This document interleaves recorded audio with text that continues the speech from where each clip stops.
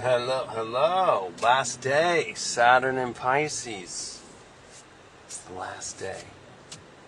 It's been almost 3 years. I'm old enough to remember the last Saturn in Pisces.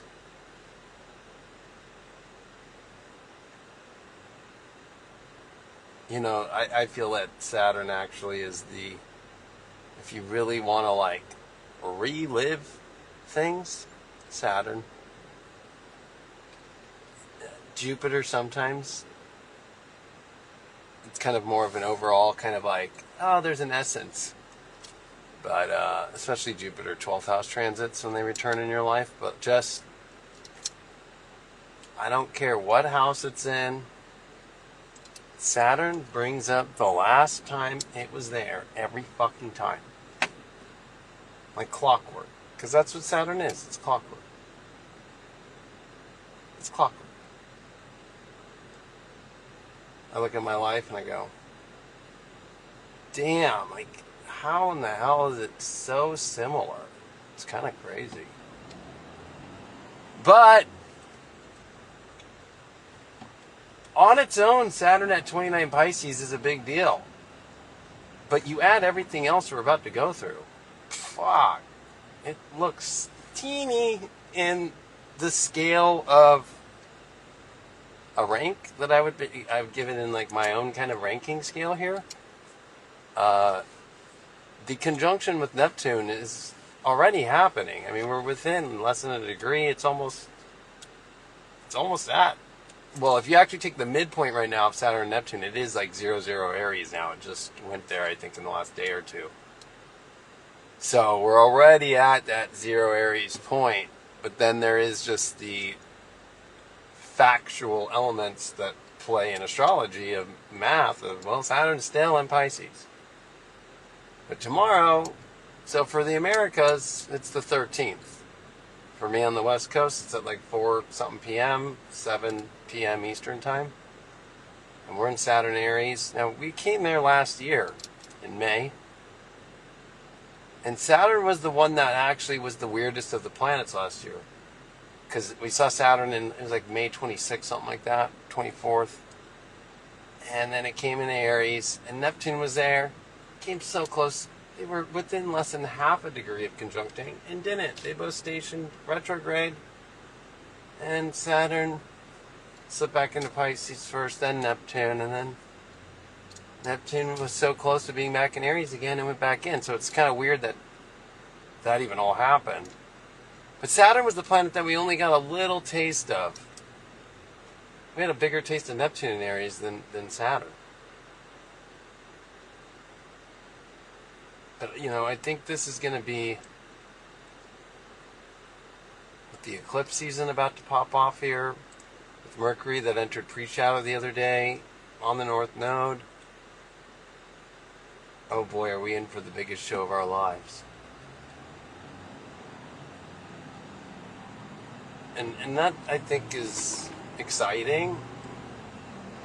I like this energy because it just brings out a lot of... I can't even use the right kind of way to emphasize it because it's never been emphasized this much before what's going on. And I think that's when you get the idea of a new world, a new Earth. It's how do you emphasize that? It should just be that on its own. But it is a big deal. I actually think the sleeper of all the transits that's happening is the lunar eclipse in Virgo. It's the same exact one we had in 2007.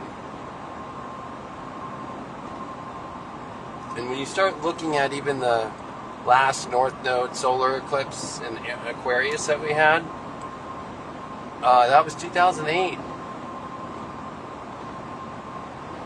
And when you start putting those kind of things together, and that was the Great Recession, you start seeing what's happening with the economy, jobs. We didn't have AI But what we had was the internet and the dot-com burst and bubble of the 2000 situation, right? Like finally kind of was the savior of people's lives in 2008 because of the fact that I was saying it the other day, it's like Craigslist. I remember Craigslist was the thing that saved my life. Like, I worked at a car dealer. Nobody bought cars. And I was selling used cars. Shitty used cars, like 10,000 and under. And everybody in 2008 and 9 wanted the $2,000 car, the $3,000 car. $5,000, you expected that shit to like run good. 2,000 was like, I know it's not going to be perfect, but it'll get me to work.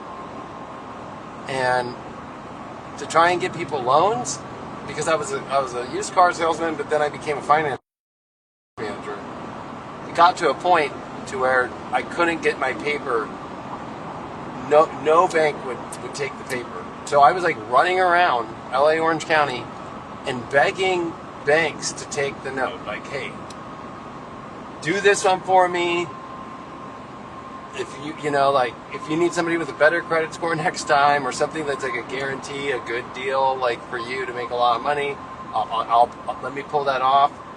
And that's how bad it was. Banks weren't giving out loans. Like things started getting weird, but Craigslist became like the ultimate savior for people to find temp work, which back then temp work was like part-time. Or like I met people on there. I met this guy, Daryl Tolbert. I haven't talked to him in a while. I got to call him. And he taught me so much about the cell phone biz and like learning how to help veterans. That saved my life. I also DJ'd for $100 at a port in Corona del Mar. And unemployment was around. Like these are the eclipses that are about that time period. And it's like now you add, okay, well AI is there. AI is like Craigslist, right? Like you can find what you need in life right now through AI. You really can. You build it yourself. Last night I was on Serious Joy's show with Techie and Scott Cruz, LOL, and I think it's Leading Out Loud. It's now shifted to Saturdays, so we did a pre-record last night.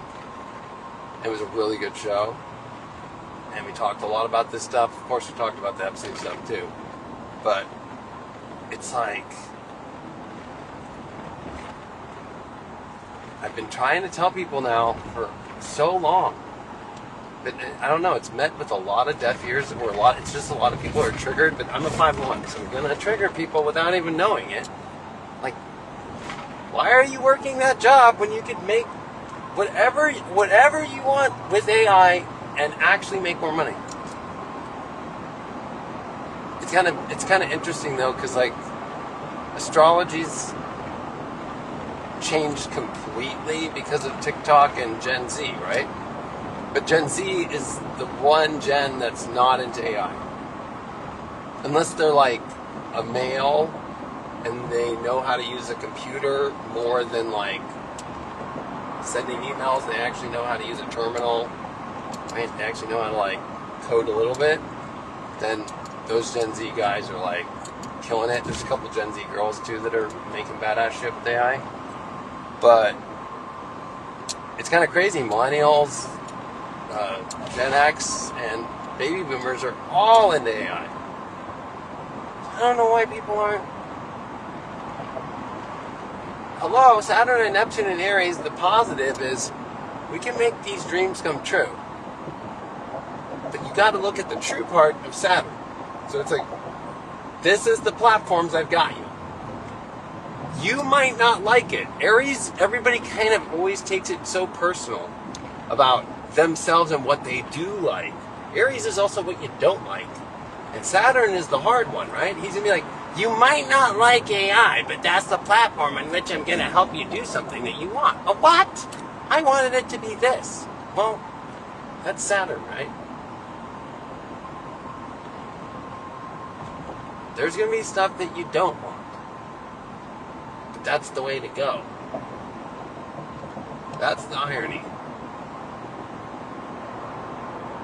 You know, if you see people with a lot of Aries in their chart, their whole life is always what I want, and then they don't get what they want. The older the person with all that Aries gets, the more they realize, like, actually that's what I wanted, but it didn't come in the way that I saw that in my own head, right?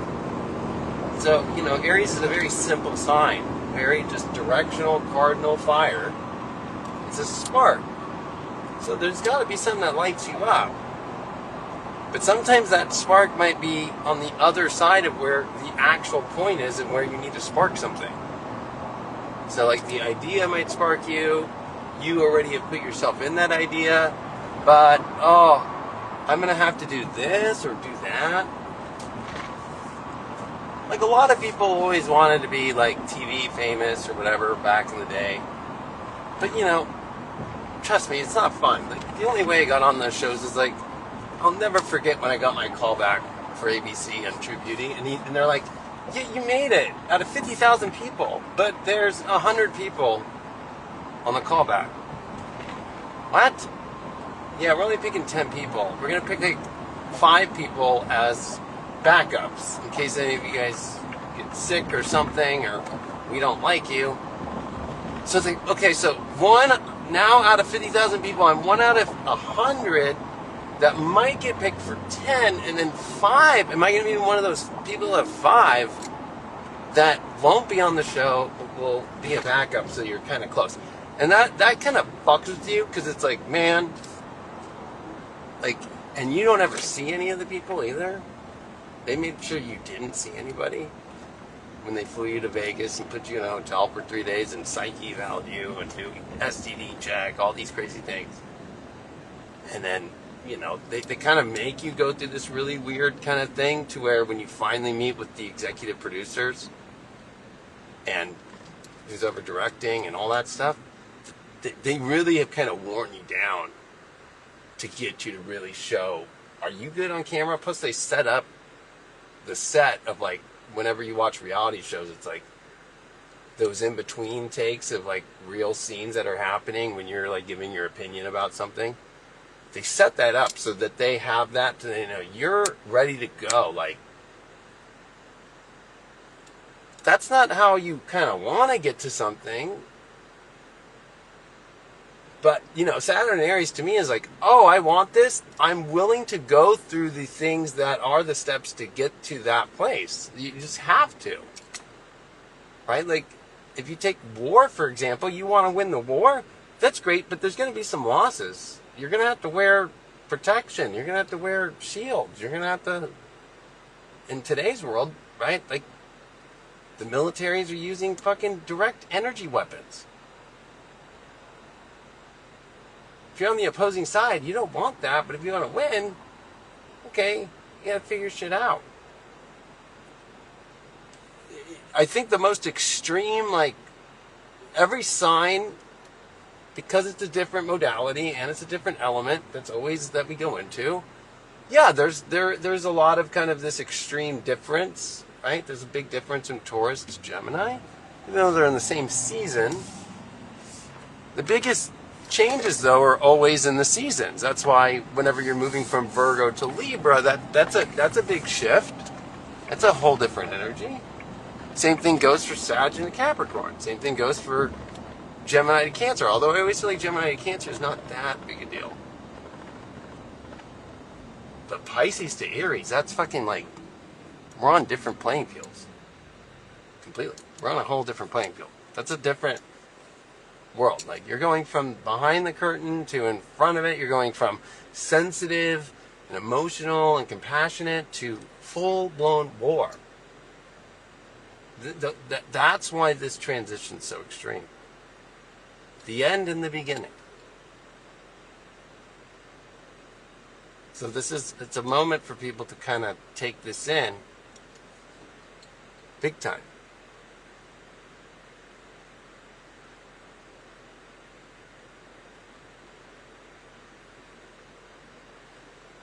And I think that, there's a lot of regrets in Pisces, but there's no regrets in Pisces if you do that work within and go, am I reflecting? And Saturn's about responsibility. It's like, okay, are you bailing on your responsibilities? That's what the 12th house is. As a 12th house sun and Venus.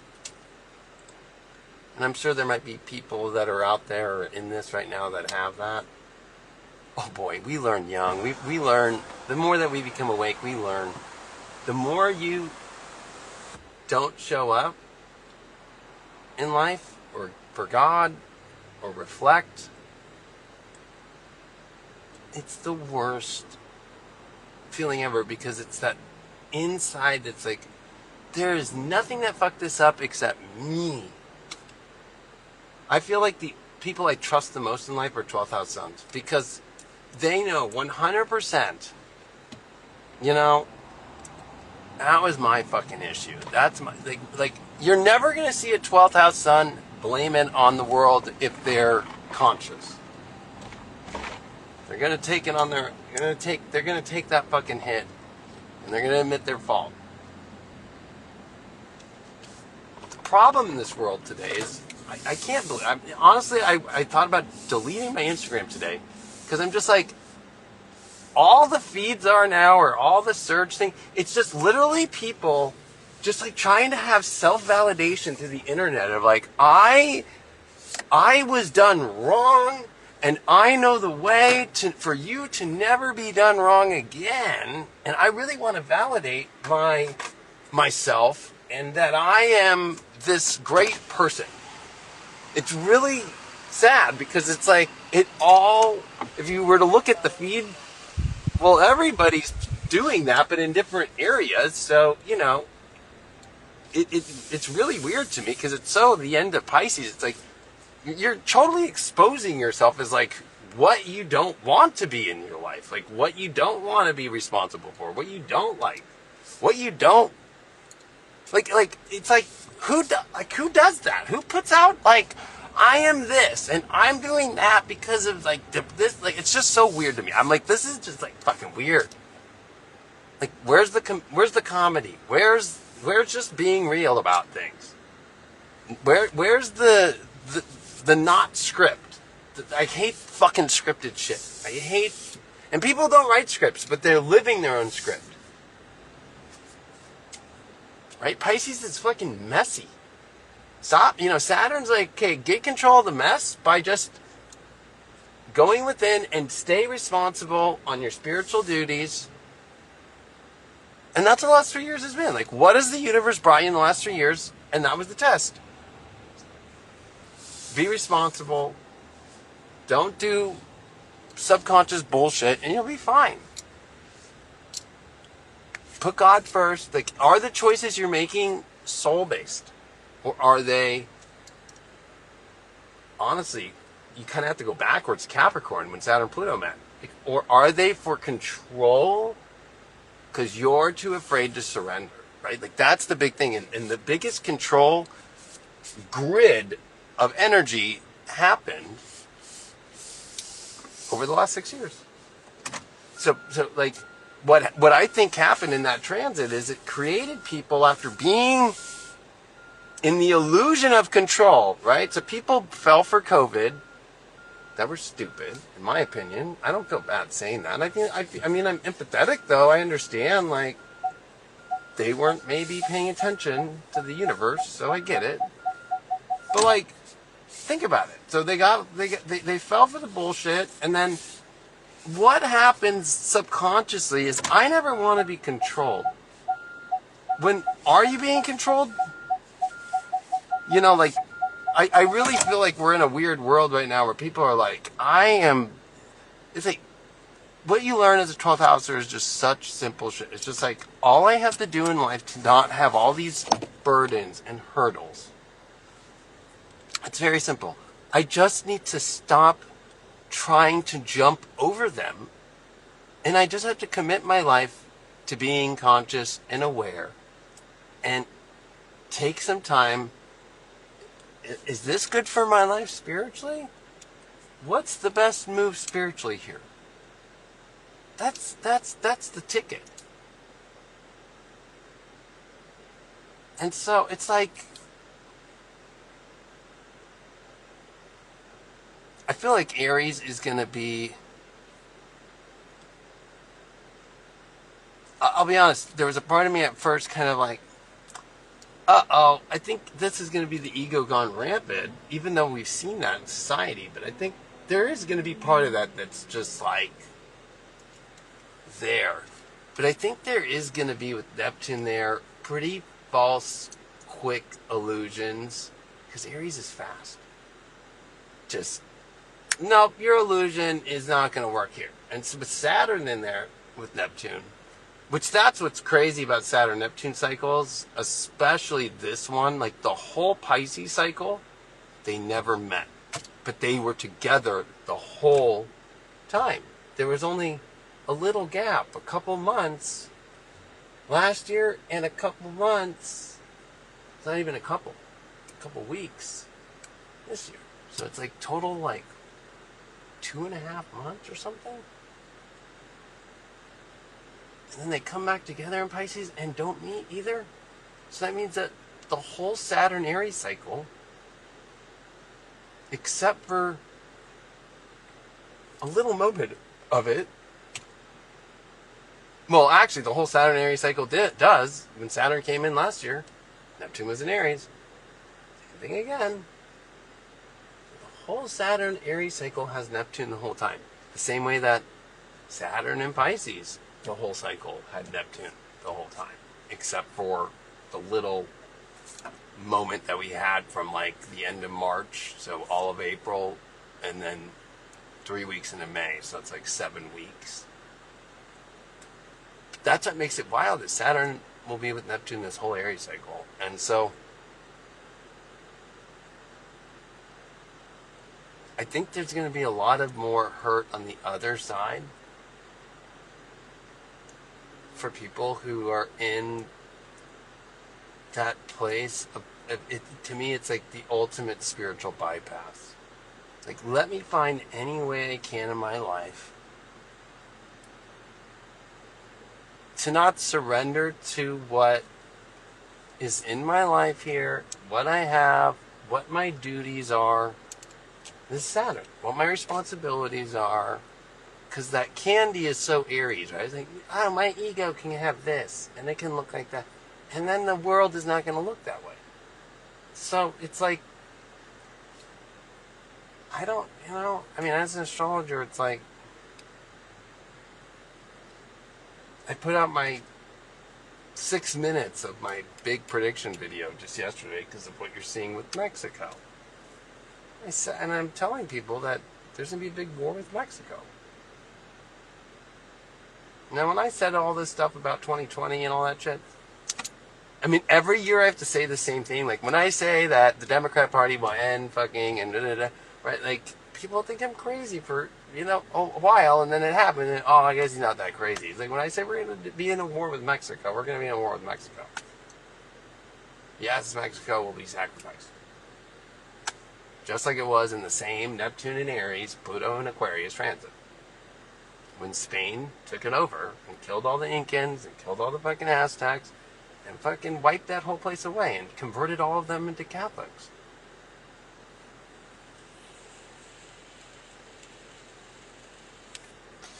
And what happened? The Lady of Guadalupe.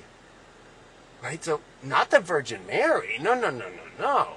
They came up with their own, that she came in her own way. So, like, if you're in Mexico, you're a different Catholic than like a Catholic in America. Or a Catholic in certain other parts. But like, the Lady of Guadalupe tells you everything about Mexico. Tells you everything about this, like, where the Project Bluebeam will happen.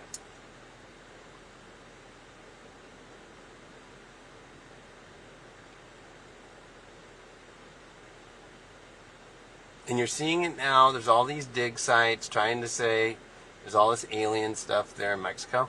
And I've been at them all, and actually a lot of that shit's pretty real. And they've showed me the pictures, and I've like been like, damn. Plus, there's been plenty of scans showing the Mayan Empire, Aztec stuff, all this stuff in the jungles of Mexico, all this stuff. Yeah, there's a shit ton of stuff that people never saw because it was buried under jungle. It's been buried under the mud. But that's the breeding grounds for twisting the plot in the world. So, like, when I say those kind of things, and when I get that, then I get back to like more of the personal astrology, like the mundane shit. I'm telling you right now,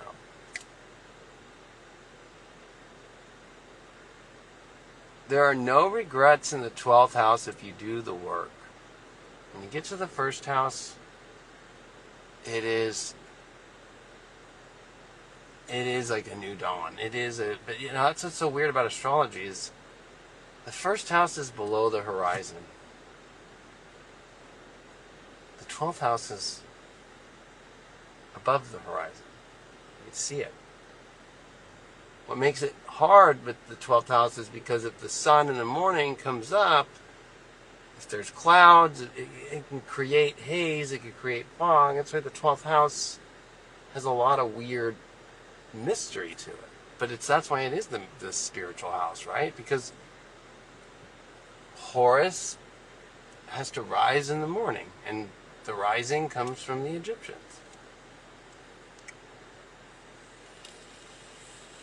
Jesus every day returns in the 12th, the sun.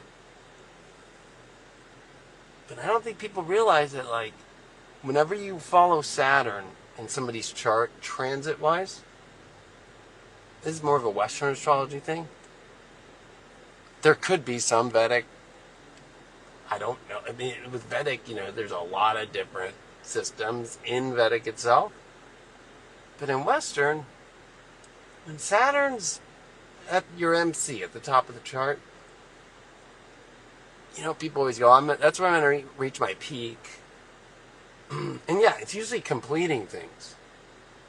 Then you kind of like that's over now. Then when Saturn goes into the 11th, it's like, okay, it's kind of a moment where God gives you the benefits of all that.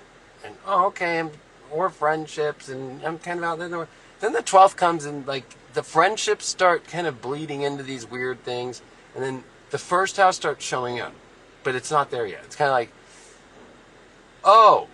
So when Saturn's going through somebody's 12th house, it's always like, I'm starting to see this other side of life, but I'm closing out this whole part of my other life, and then I'm kind of in the middle, and then I have these people who are kind of persuading me, but they're kind of inspiring me, but they're kind of not. It's this really weird mixture. And in that moment, if you know, don't at least get the basic. The basic is you're going to have to let go of this life. You might not do it right now. But when we get to your whole first house transit, it will. And you either do it or not. And the people who do, then it's a long journey. And it's not till it reaches the 4th house that shit actually starts to come to fruition when it starts climbing up the chart. Okay? Because Saturn likes to climb. He does not like to fall down. Hence, he has that fall position in Aries. And my Saturn class proves it. Saturn through Aries, through Virgo. It's not long-lasting shit. Right? Because by the time that he becomes exalted in Libra, on the 7th house, he rises, right? So that's why Saturn in Libra is exalted. And then Scorpio, 8th, right? Sag, 9th, and then 10th house Capricorn. And then you see people with Saturn, Aquarius, and even Pisces do great in their life. And they have long-lasting careers. And the most famous people in the world that last the longest have Saturn in Libra through Pisces. The people who are big names, but then they're known for that one thing, and then they try to hold on to that one thing, and then it kind of dies out. Aries through Virgo. So Saturn in Aries is like mundane-wise and more collective conscious evolutionary wise, like the moment where you realize, like, okay, the universe has shown me this light, and then what I'm having to let go of here. But the thing that it's letting go of is like the false self. This is not in alignment with your soul. And it's hard because we usually jump, and this is from personal experiences in astrology too, especially if you're a sun in the 12th. We feel it harder when Saturn goes to our 12th house. Way harder. It's like we jump into dumbass shit thinking that's what it is, right? No, it's never that. You know, because when Saturn was in my 12th, that was like my astrology and DJing, and I'm like, yeah, fuck yeah. And of course, what did I jump for? The DJing. That's what I jumped. I jumped hard. And it was like, no, you're going to be a fucking astrologer. By the time that Saturn was leaving Leo and entering Virgo, it was like, sorry, dude, it's going to be astrologer. You can be a DJ, but it's going to be astrologer. Oh, fuck. It's a whole different view. But because it has to be spiritual. So everything people are trying to do right now, to me, it's about consistency. That's what Saturn's about. And Saturn has to stay consistent with the soul through the whole transit of Pisces or your 12th house. You have to find a consistent spiritual path.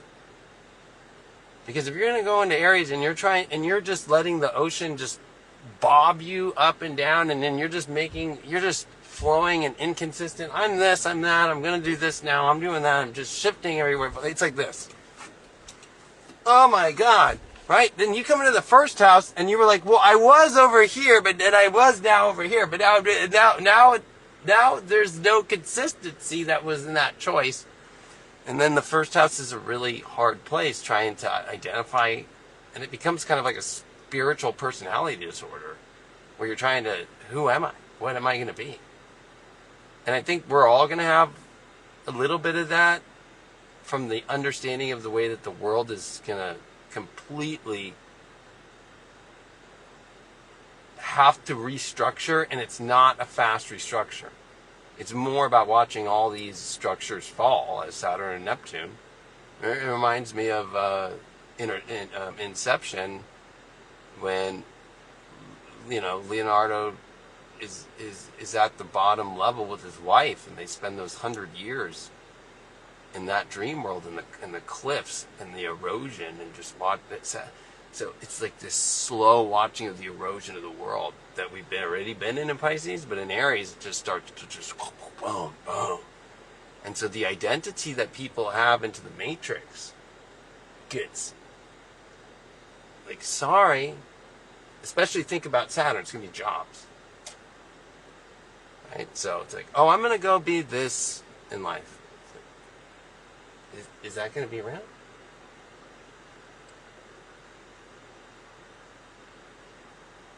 Like, there's certain things that Saturn rules. Why does Saturn rule the crops too? Right? Ironically enough, Saturn rules crops. Because or flocking sheep, shit like that. There's some weird shit with Saturn. But Saturn rules crops too, because of the fact that, like, you can always have your own crop, your own farm, your own thing, and do that. Because people will always need food to survive, right? So if you're growing wheat, you're growing apple trees, whatever the fuck it might be. So that job has never left. Okay? Now, there's been different ways to do it. The Egyptians, especially in some of the transits we're in, there was a couple pharaohs that, like, moved a bunch of Egypt to this whole other area and made everybody slaves in order to just do the crops. No, they weren't doing pyramid building. They were just, you gotta make all the crops, right? But we're kind of in that. But there's something about that. Of course, Astrologer has never left. And if we go back to the last time Saturn and Neptune met in Aries at 0 degree, which is 6,000 years ago, there was astrologers. Okay. At the start of Babylon and before Mesopotamia, there was astrologers. Of course, when you start looking at the jobs, there's not a big list. Now, doing spiritual work, that was a job. Ironically, there's always people that are going to handle money and currency.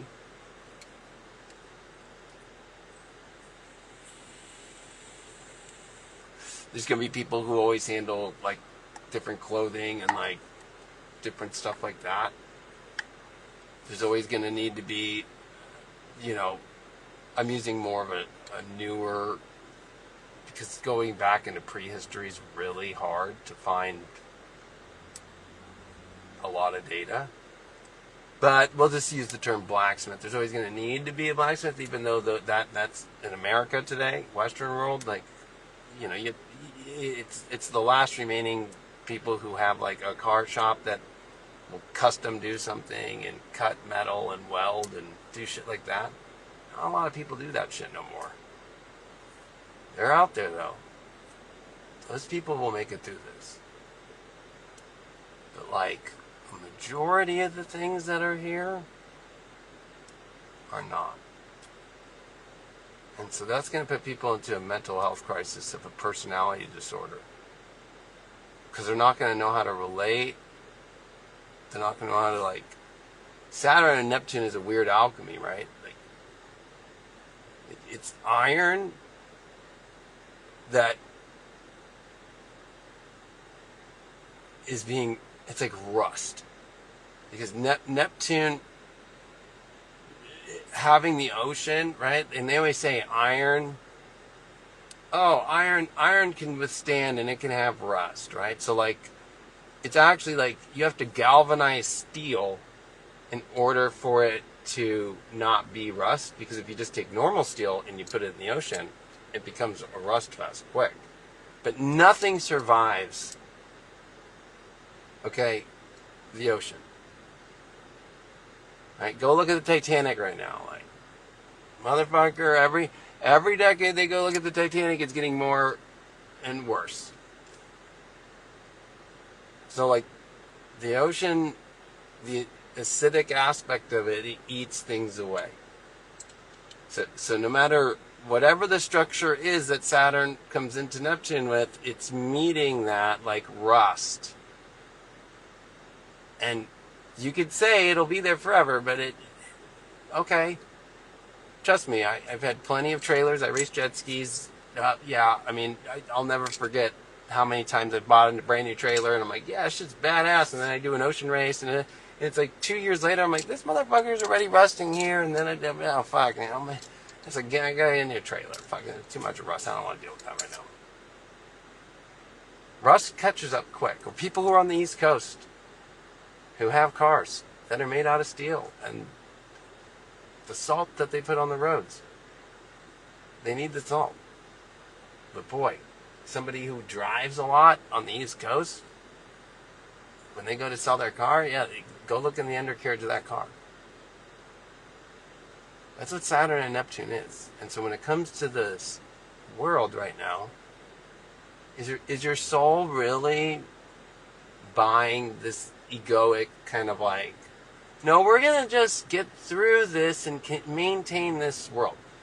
The one thing in history you'll see is society peaks, collapses, and then the whole systems go through this place of like, okay, that all didn't work. And then eventually the astrology comes to a place to where people start sparking new ideas again, and there's another new renaissance of something. And then ideas start flourishing and all that. We're at the peak of what that was, and it has already peaked out. And it's been falling. And Aries' fall position is that point where that identification, the fall of it is Saturn realizing this shit ain't going to work. I have to re-identify. I have to course correct, and I have to figure a way that how that plan ain't gonna work no more. That structure ain't gonna survive that way anymore. And having Neptune there in Aries, oh man, I'm going to have to surrender that I don't have that understanding or that I don't see that. And I can't just use my ego. I can't just use my brute strength to just force this structure to stay together. This is impossible.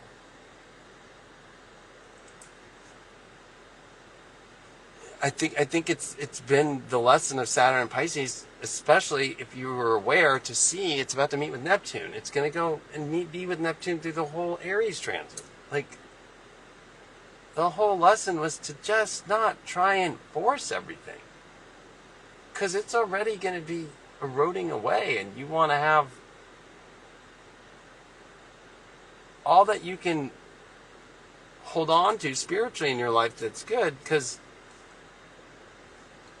the container, whatever the illusion of the container that we think life has for us in this kind of identity, it's all being just slopped around.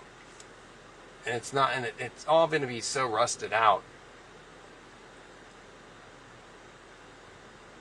that, like, people aren't going to know what to do. I think it's like 60 to 70% of the country and for the world is going to be like lost.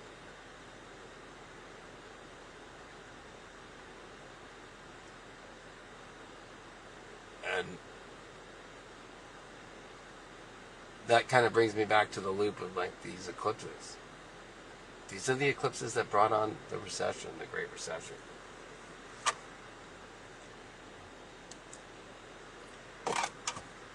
That's what they are. And that was, what was hard about the Great Recession was it was very South Node Virgo. It was very South Node Leo. I want the good times to keep rolling. The way that I feel good and the way that my little security system, because there's a security system built in Virgo. Like, when I have the reliability of my schedule and that things are operating in the way that I understand, I feel safe and I don't feel anxiety. That is being blown out in the next 3 weeks with that lunar eclipse at 12 degrees of Virgo. The exact same one we had in 2007.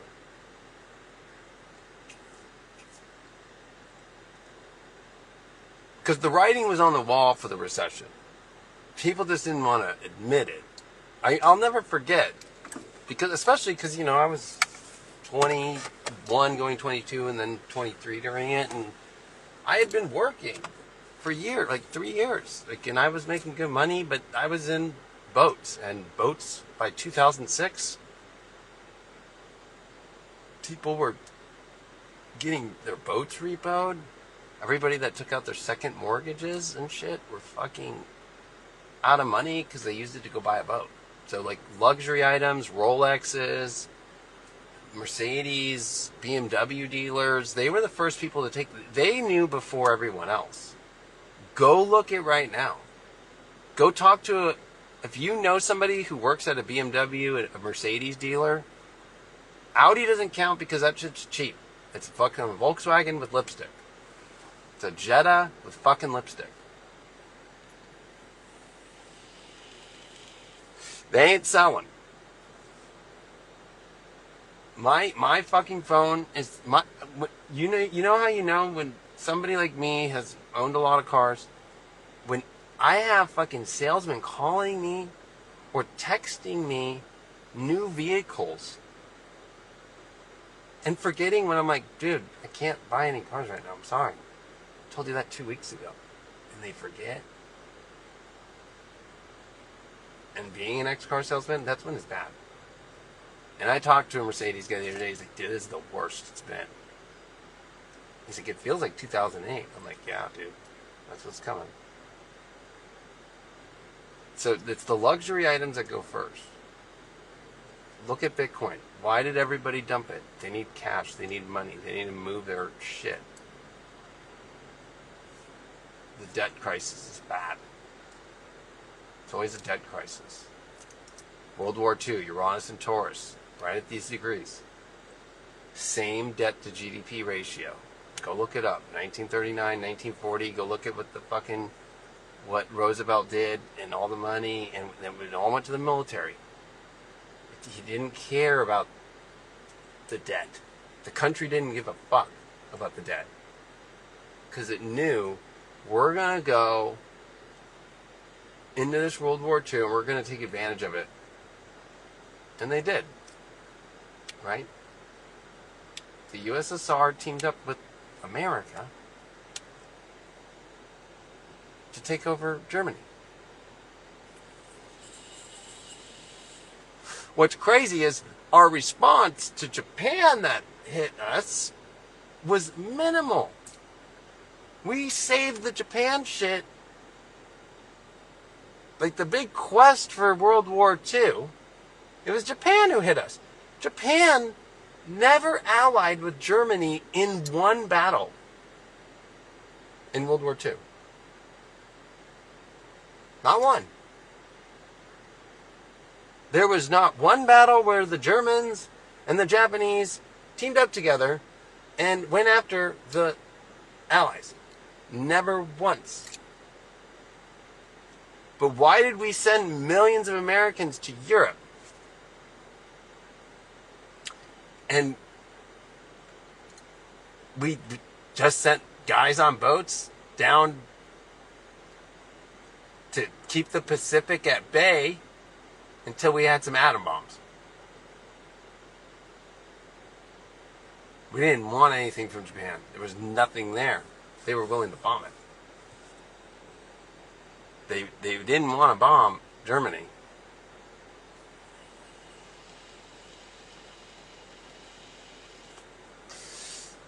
And that's what's really weird is like Operation Paperclip and all that shit. But what was happening was the debt crisis was so bad. So you'd think that the war would cause that to get worse. No. So why is Trump been saying, I'm over the fucking Fed and I'm over the Fed fucking having that Fed secretary, right? Like, I'm going to pick my own one. Go look up the history. The Fed still remained, but the Treasury took over the Fed and the Treasury took over the decisions for the Fed. So there's been separation since 1913.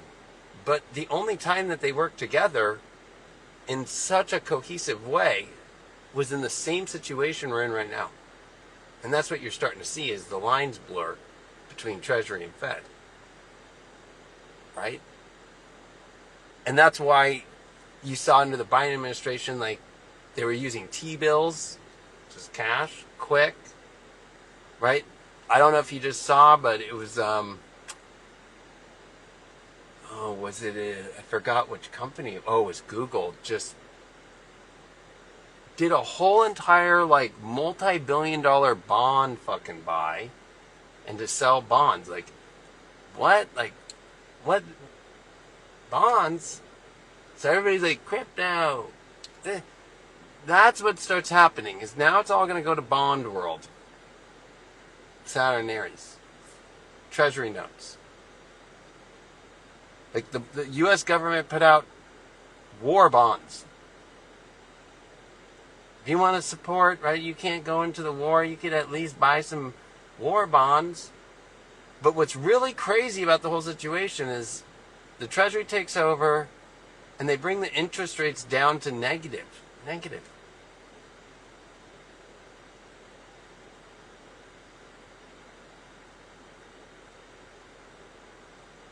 They bring that shit down to negative.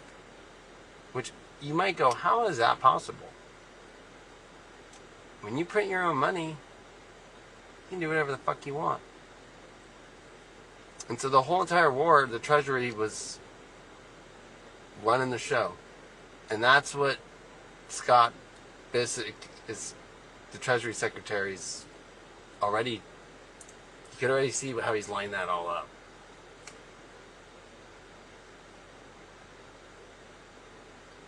And how did they get away with that shit? Why did Ford produce, and especially it was Chrysler, right? The idea of the Jeep comes from the war, right? To build armed vehicles, tanks, right? So, like, you see where the car market is right now? they all know they're not going to be making a bunch of cars. They're going to have to go make other shit. And by the time that we're done and we loot everything there is from Germany, which we did, and so did the USSR, we come out of that bitch. By 1947, the Nuremberg trials, go look at the debt to GDP ratio starting to come down. It's not, and there's a huge boom in the 50s that finally comes after all that shit. And then that's when they go build the whole new world. So, the new world's coming, but it ain't coming with a bunch of building. The only thing that are going to be built are for war efforts. It's also ironic, too, it was Saturn and Aries leaving Aries of the beginning of World War II.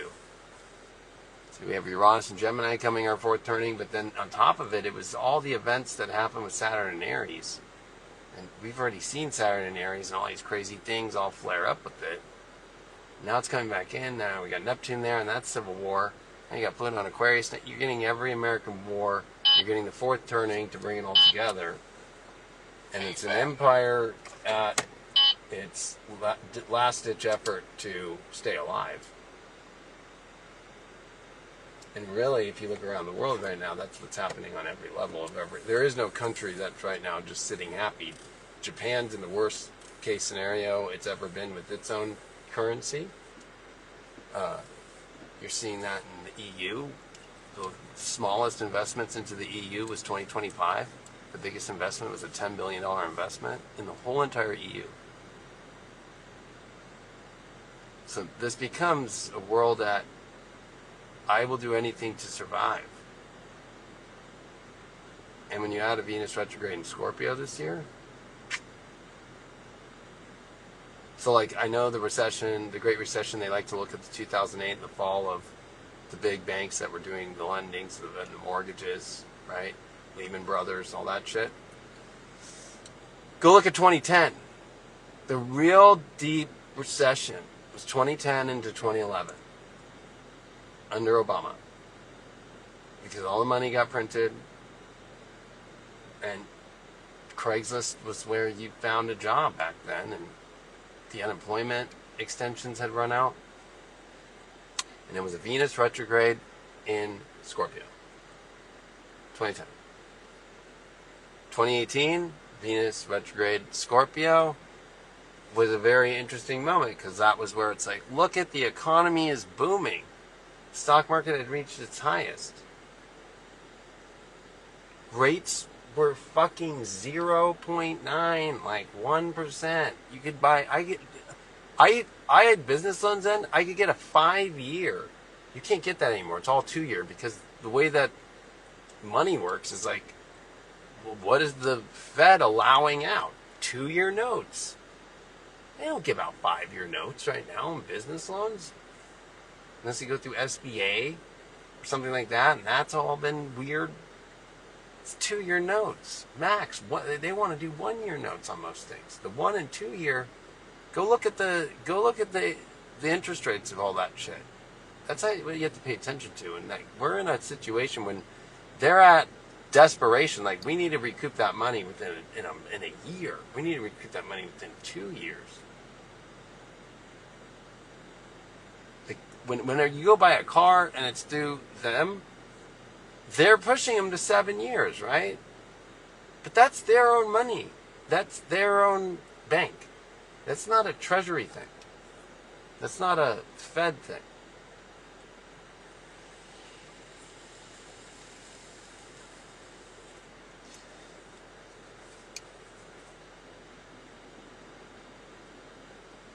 This is going to get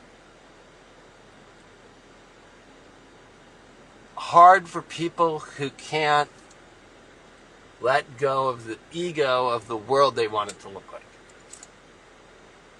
That's the point. I think it's going to be the hardest for spiritual people who haven't maybe done enough research in life to realize that astrology is the key to understanding all spirituality. So there's always going to be war on the planet.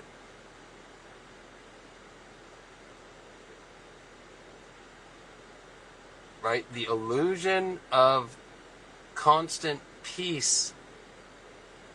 Like, the earth is at war with itself all the time, with tectonic plates and earthquakes and resources and insects, and fucking go look at the fucking animal kingdom.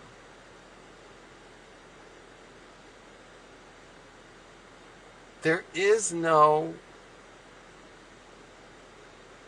utopia.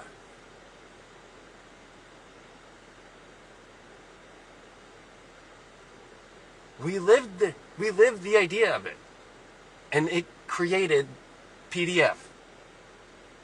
It created Epstein and everything behind that.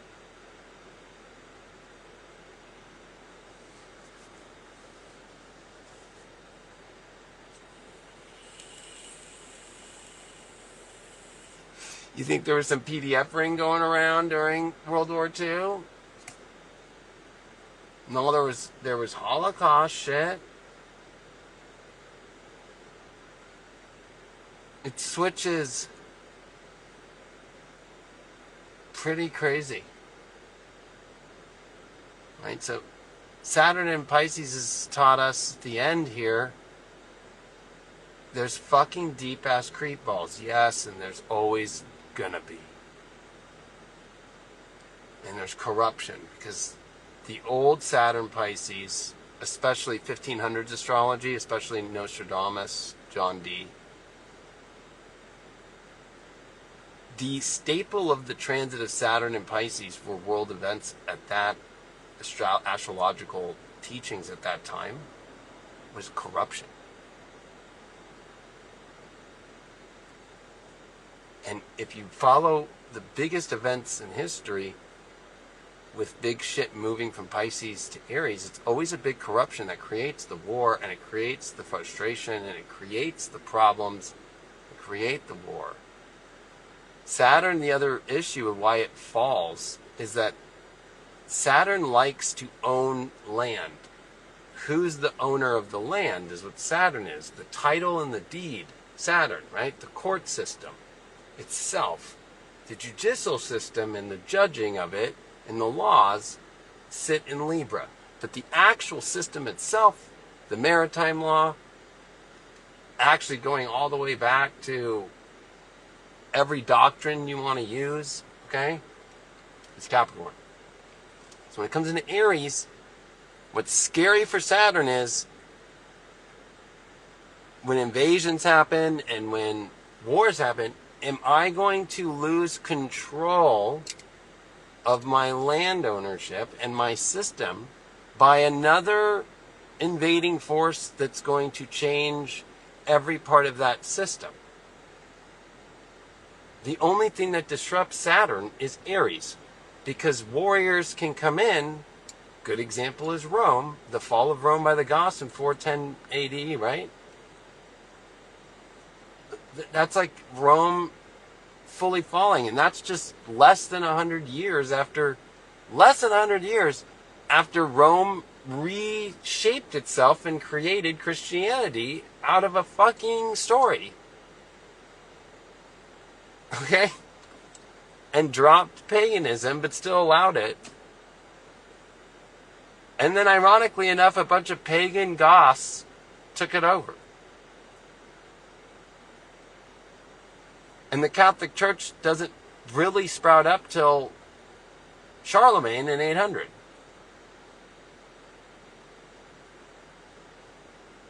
We're at that kind of a moment right now of like, I kind of look around Western society and I kind of laugh. I go, everybody here feels so entitled, like Romans, thinking they know what's the best, they know what's the right religion now, and what's the right this, and what's the right that. And they're forgetting all the things that they've done. Like the Goths, their reasons, like making fun of their gods. like Arian, who was out the Council of Nicaea and being excommunicated for his version of, like, your guys' idea of this Trinity is insane. And what was Arian? German.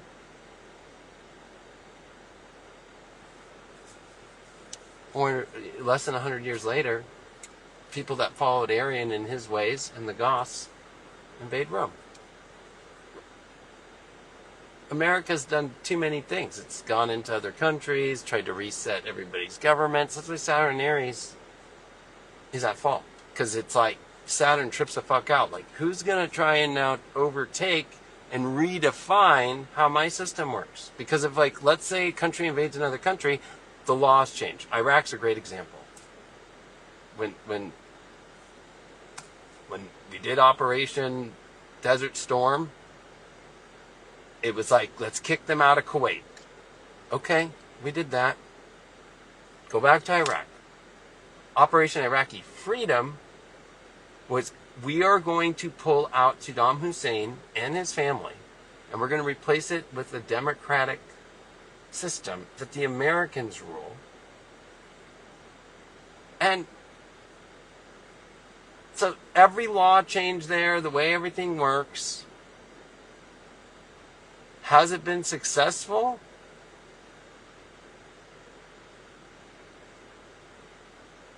I don't know.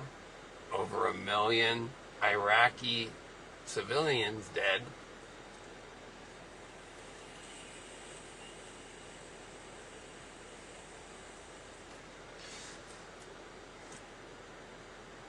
So you got to look at, this is not going to go the way y'all think.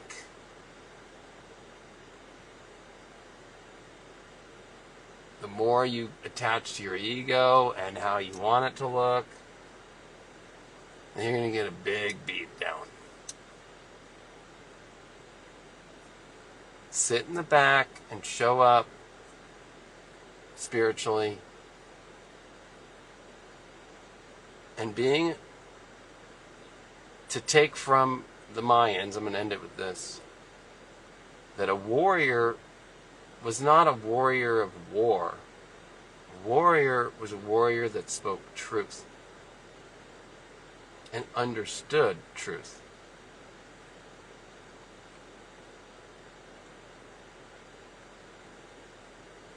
The new warrior is the one that understands truth, which means you understand truth. You don't deny that there are wars. You don't deny that these systems aren't going to stay up forever. A Mayan warrior that knew truth, that spoke truth to the people, even told them, our calendar system, our perfect clock of the universe, our way of life will never stay the same. And something is going to come and take that away.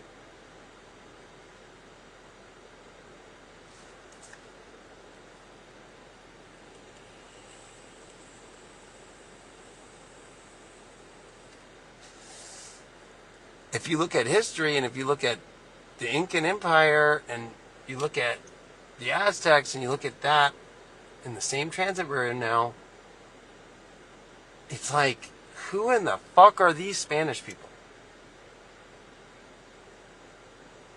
And boy, they want everything we got here. And they want to put it in our face and use our leaders as examples and kill them and force a Bible down our throat. And it worked, because 500 years later, try and find me a street in Mexico that doesn't have a Lady of Guadalupe somewhere.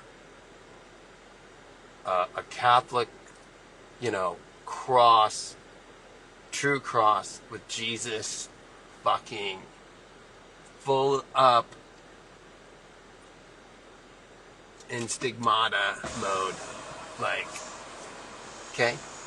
It worked.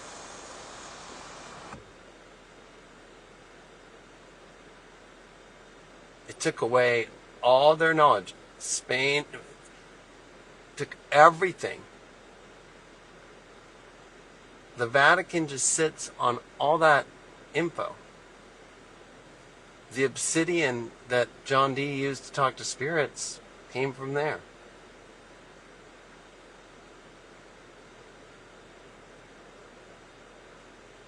It's gonna get nasty. Be prepared. On the last day of Saturn Pisces, I can tell you all, I hope you made the non-choices. And you just stayed in your soul. And you let the universe choose things for you. That's how you get through Pisces. You don't choose how hard you hold on when you're getting flushed down the river.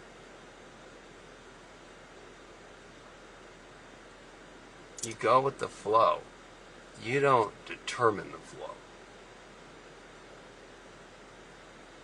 Because Aries will identify where that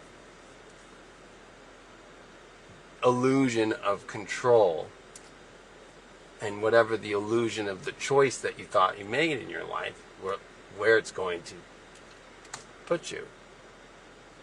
Which will bring you in a battle with your own ego.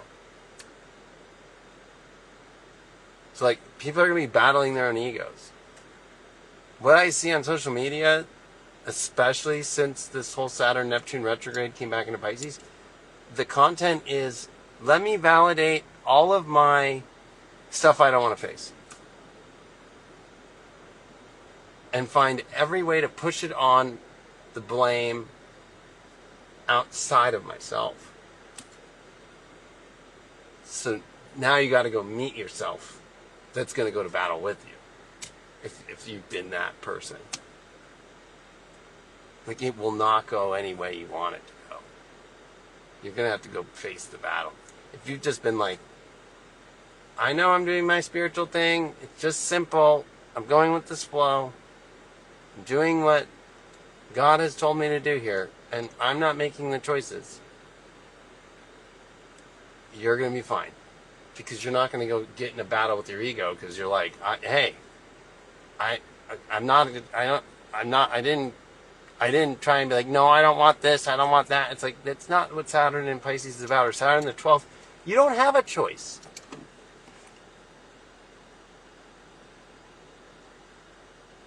It's when you think you're making choices in Saturn in the 12th that you're like, what?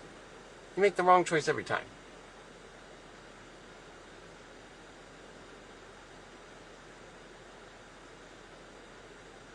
So this is anybody's moment out there who's been making a lot of choices under the illusion that I'm making the right choice. To have your last day right now to go, you know what? Fuck. Am I an idiot? It's okay.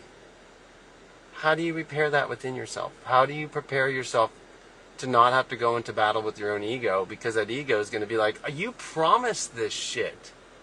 You promised me it was going to look this way. You promised me this. And you're going to be like, I made the right choice. And it's like, you didn't face any of your own ego is going to be fucking pissed at you. Like, you didn't face your own soul shit. So you banked on, you guaranteed, you signed the check and told me that we were going into this world and this is how it was going to look. And it doesn't look anything like that. And that's where regret comes. It's actually the first house and the choices you make in Pisces where you have to learn to live with the shit and the choices you made. Because if you were making big choices in Pisces with the 12th house, the 12th house is not a house of choice.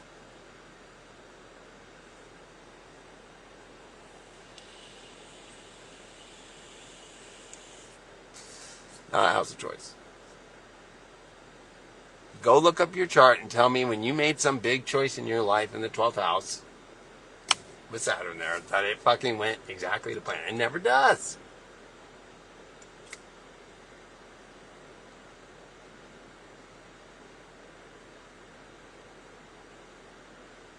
Never does.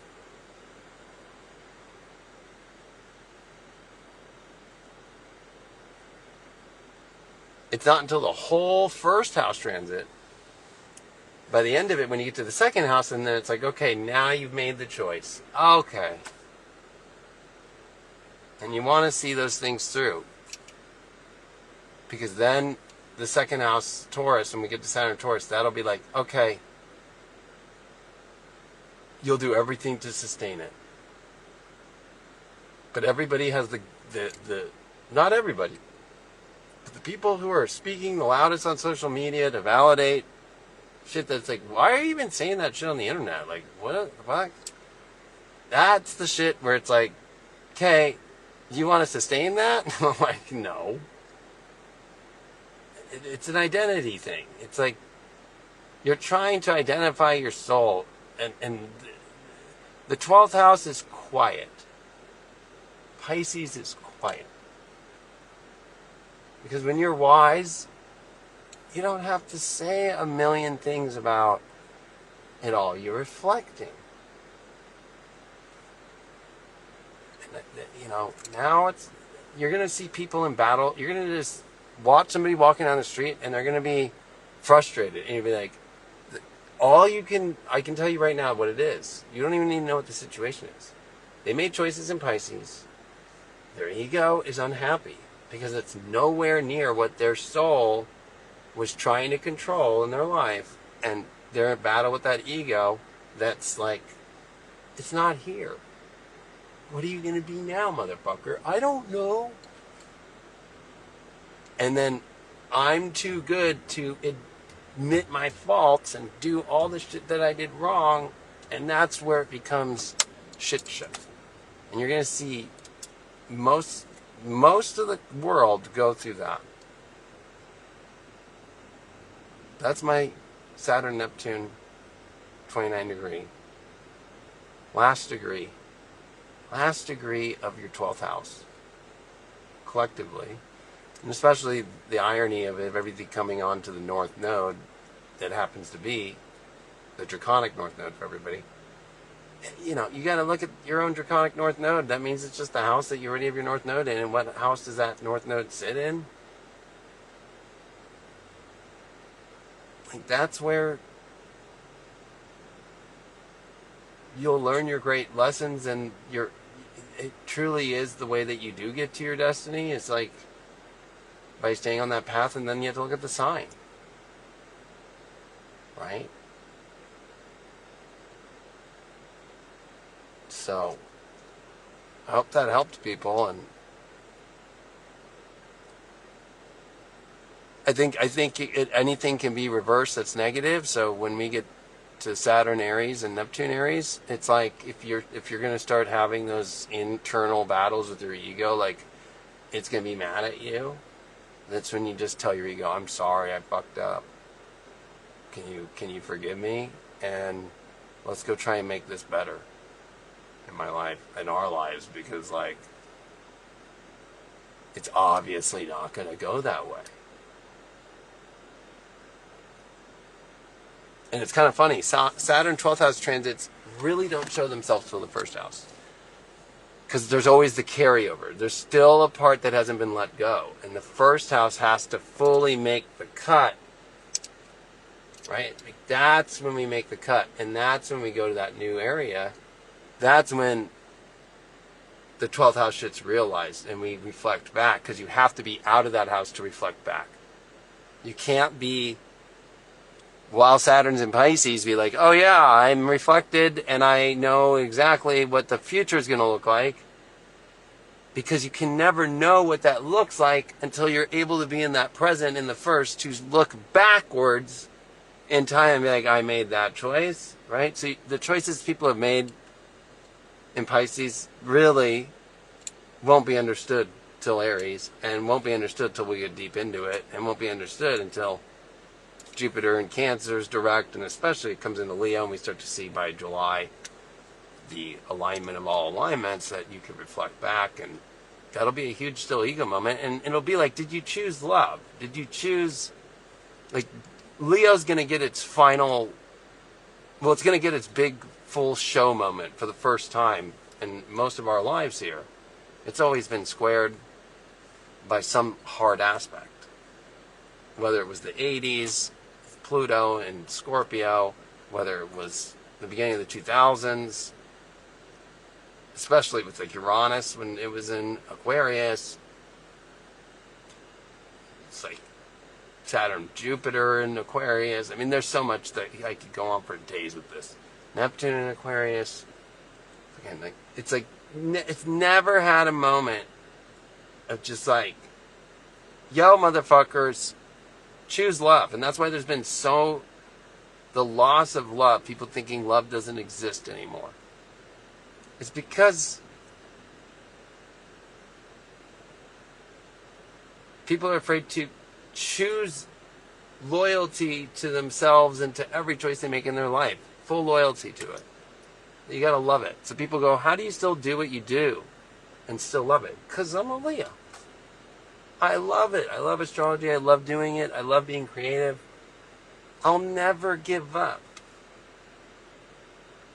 Don't ever give up on anything that has love. Ever.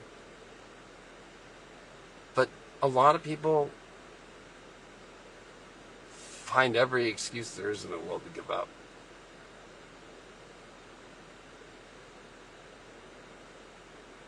And actually, that's the secret. That every control idea in your mind that you've made in Pisces to control the narrative of your life, the underlying is because I want to give up. So it's not really a choice.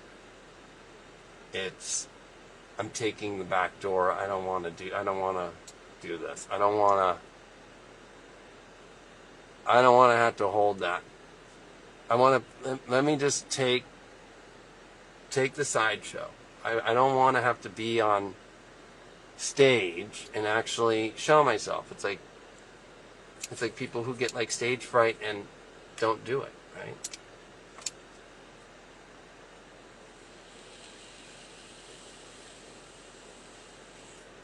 That's really what the 12th house is. In order to get a grip on your subconscious in your 12th house, you have to go through the fear. I don't want to have to go through this. This is going to trigger me.